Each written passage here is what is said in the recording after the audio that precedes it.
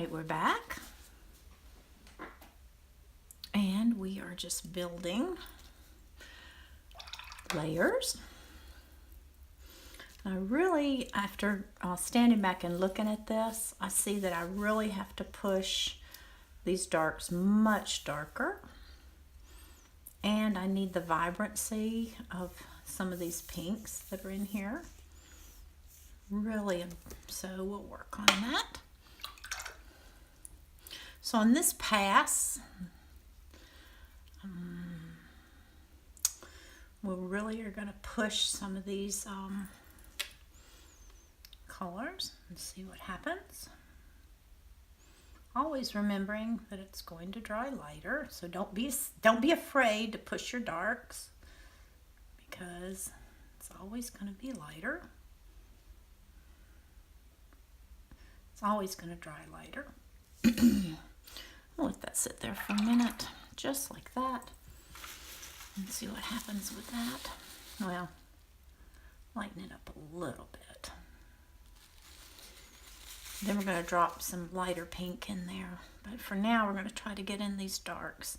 I think I'm going to mix some blue in this so that we can get a really dark, nice dark color for some of these shadows. Let's see. And you don't see me testing my colors, but you really need to test your colors. Do what I say, not what I do. That's one of those situations. Because I do tend to test my colors most of the time. For some reason, when I'm painting on a video, I don't do it as much.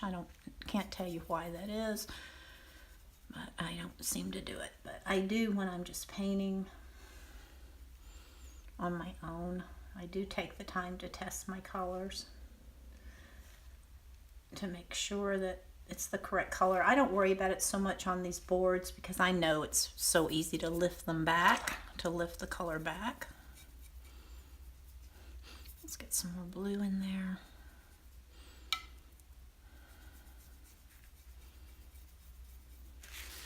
Let's add a little bit of water to our cerulean. You do have to periodically recharge your paint on your palette. Your paint colors will dry out, and you will lose your the ability to manipulate these colors as much as you would like.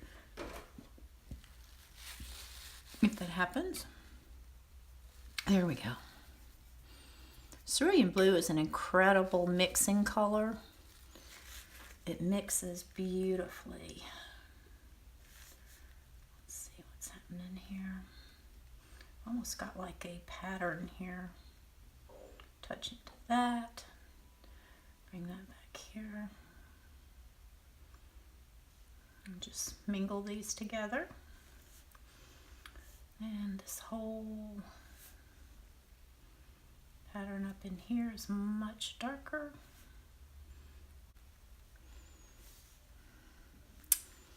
This actually is a cooler purpley color.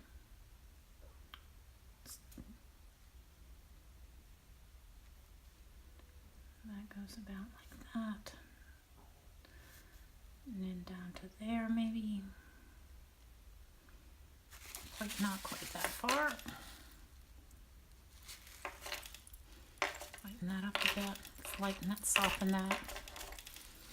And if you notice, the petals all have a lot of texture, so it's okay to create texture. I should have a smaller brush here, really. This brush is really holding too much water. That's why you're seeing it puddle like this. Let's move to a smaller brush. This is a number 4. I think that might do us better here. There. Because of course it's not going to carry as much water. And I can actually make that into a nice white wash. Actually even carry that down into there and into there. So we're kind of merging these shapes together. which is kind of nice to do. And here comes that really dark, dark. And I think this dark and this dark are slightly different.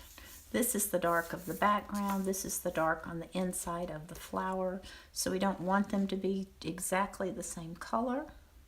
So I think we will take some of our purple and just mix the Payne's Gray. I know what to do. And just push this color darker as we go. And give it a little bit of it in there. And follow it along here. And this will be darker, but not as dark as this.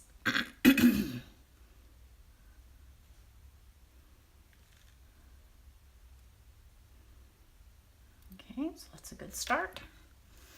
So then we'll step over to this shape,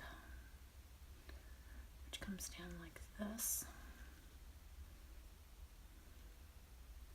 curls back, comes on down here, and comes in here. Has a lighter tip there. Sorry, I have a raspy voice today for some reason. All right, and so we'll make that mixture a little pinker. And come in here. Well, it turned out a little brighter, not necessarily pinker.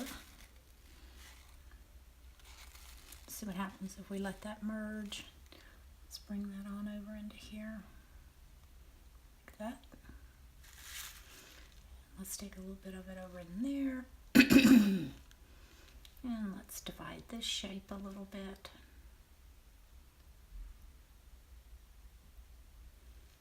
So that's actually to do it.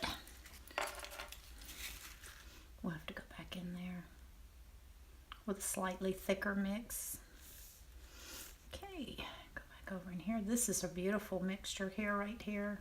We've got this mingling going on here. I think that's still damp, so I'll just drop some of this in there. Along that edge, back along this edge. Kind of emphasize that a little bit. To there. I think really this is where the emphasis really has to be on that. This area that comes up here underneath this petal, make that more of a shadow up under there. And then the one that's up under here is a little pinker. Once you get the blue in the pink, it's really hard. It's really hard to keep the blue, to keep it from turning purple, because it really wants to be purple. It really does. So I don't want that bright pink there. There's really not, that's really too bright, so we'll knock that back with a little blue. Trying not to get purple. But I don't know, I actually like the vivid color in that, so maybe we will do that. Maybe we will. Let's try it in just a few places and see what we think. If we'd like that or not. It's a gorgeous color. I'll just put it here and there. That's actually white, but that's okay. Now let's soften that edge right in there so we don't have a hard edge there. And let's make this one kind of interesting up in there. Let's fill this one in so it's not so busy looking. There's actually a little reflected light over here on that petal. Coming down here, we've actually got more here. And tiny little bits here and there. Tiny little bit here on the corner. Remember, we do our corners like this. That looks good. We'll see how dark that dries. Lighten that a little bit. We have a shape here that comes in behind. That's actually just a shadow. So we'll put something like that in there. And this is just adding a little color here and there just to brighten this up a bit.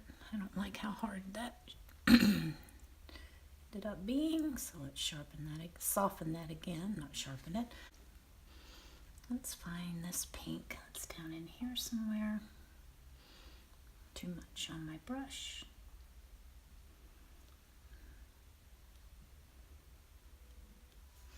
And there's a little bit up in here, like that. And we'll take that on in like that, just to give us a little interest there. This is really that dark yellow under here, this whole underneath, up in here. There's a lot of, that's where the actual center of the flower is. So we're going to have a fair amount of that there. I don't like how that's standing out. So let's give it a little wash of blue. There. Just to soften it a bit. And a little more blue in here, I think. On that. There. We're going to have to build that gradually. Just kind of going anywhere, and it's almost like doing a unifying wash at this point. Just darkening some areas. And then washing that out to create some interest in here.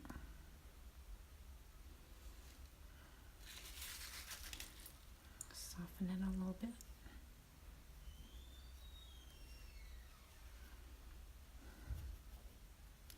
Giving some texture without really doing anything defined.